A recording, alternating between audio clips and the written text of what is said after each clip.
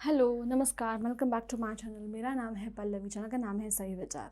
आज का जो टॉपिक है ये बच्चों के लिए है, 10th 12th के बच्चों के लिए या स्कूल के बच्चों के लिए, जिनको इंग्लिश में, अंग्रेज़ी के पेपर में ऐसे निबंध लिखने के लिए बहुत परेशानी होती है। तो मैं लेकर आई हूँ कुछ टिप्स, कुछ स्टेप्स, कुछ नुस्खे, जिसके वजह से आपका ऐसे बहुत अच्छे से हो जाएगा, निबंध बहुत अच्छे से लिख सकते हो। ये Hindi, English, Marathi all languages के लिए है, बट इंग्लिश में थोड़ा ज़्यादा डिफ़िकल्टी होती है, तो इंग्लिश के लिए हम ज़्यादा फोकस करेंगे।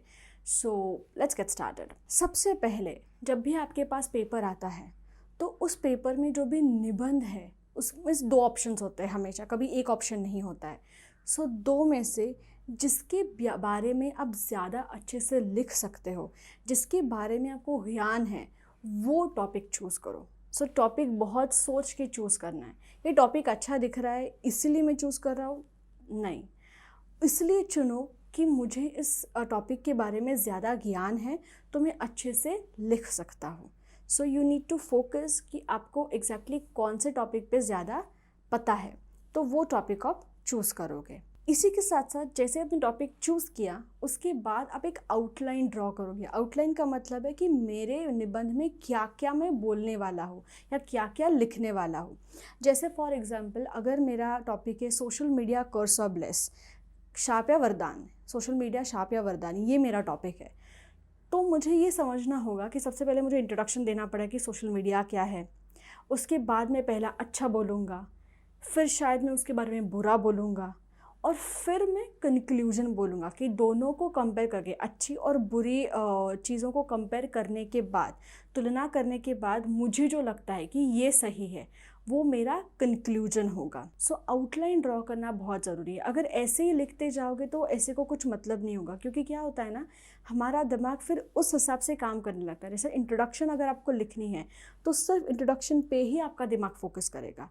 अगर आपने आउटलाइन ड्रॉ की है तो, अगर आउटलाइन नहीं की है तो आपका ऐसे ना इंट्रोडक्शन में ही शाप आ जाएगा, इंट्रोडक्शन में ही वरदान आ जाएगा, इंट्रोडक्शन में ही आपका कंक्लूजन आ जाएगा, या फिर कर्स में ब्लेस, तो बहुत कन्फ्यूजन हो जाता है। तो वो कन्फ्यूजन को अवॉइड करने के लिए पहले आउटलाइन ड्रॉ करो कि मैं किस तरह से मेरा ऐसे लिखने वाला हूँ। साथ ही साथ अच्छे निबंध के लिए सबसे पहले आपको एक बहुत धमाकेदार ओपनिंग स्टेटमेंट होनी चाहिए। तो वो किसी लेखक का कोई वो लाइन हो सकता है, या फिर कोई कॉन्वर्सेशन, दो लोगों के बीच की बातें हो सकती है, जो भी आपको कंफर्टेबल है। बिकॉज जब ओपनिंग जो होती है ना, वो बहुत अच्छे से होनी चाहिए। अगर ओपनिंग अच्छी करोगे तो ही लोग आपका ऐसे आगे पढ़ेंगे। सो जो स्टेटमेंट आप लिखने वाले हो, वो स्टेटमेंट धमाकेदार और मज़ेदार होना चाहिए।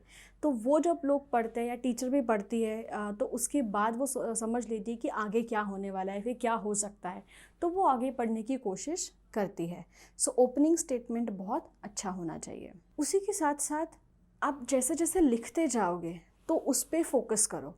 ऐसा नहीं होना चाहिए कि आप पहले इंट्रोडक्शन लिखा तो अभी छोड़ दिया। इंट्रोडक्शन को कनेक्ट रखना बहुत ज़रूरी है। सो फ्लो रखना बहुत ज़रूरी है। एक एक तरह से वो निबंध अच्छे से फ्लो होना चाहिए।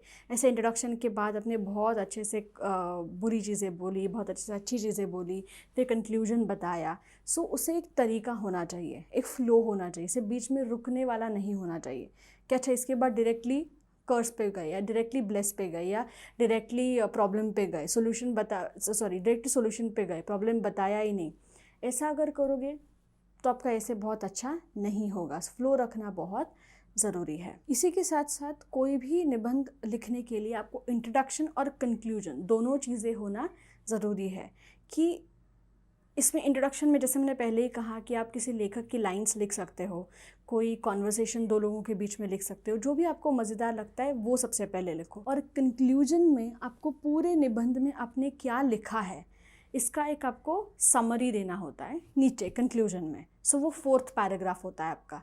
सो कंक्लूजन भी लिखना बहुत ज़रूरी है कि ये सब होने के बावजूद भी मुझे ऐसे लगता है कि ये होना चाहिए। आपका ओपिनियन उसमें आपको देना है। साथ ही साथ simple sentences, simple words use करो। हमेशा ज़रूरी नहीं कि डिफ़िकल्ट सेंटेंस या डिफ़िकल्ट वर्ड्स यूज़ करने हैं। जो शब्द आपको सूझते हैं, जो आपको लगता है कि ये सही है, वही डालो, ढूंढने की कोशिश मत करो कि अच्छा मुझे यहाँ पे ना ये वाला वर्ड चाहिए, थोड़ा सा बड़ा वर्ड चाहिए। ज़रूरी नहीं है, छोटे शब्दों में, सिंपल शब्दों में भी आप निबंध लिख सकते हो। So keep your words and sentences very very simple. Also finishing touches देना बहुत ज़रूरी है। जैसे जब आप निबंध पढ़ोगे तो उसमें अगर आपको लगता है कि यहाँ पे ये सेंटेंस नहीं, कोई और सेंटेंस होना चाहिए, तो आप उस सेंटेंस को कैंसिल कर सकते हो। उसका मतलब ये नहीं कि हर 4 सेंटेंस के बाद एक सेंटेंस कैंसिल हो रहा है, नहीं।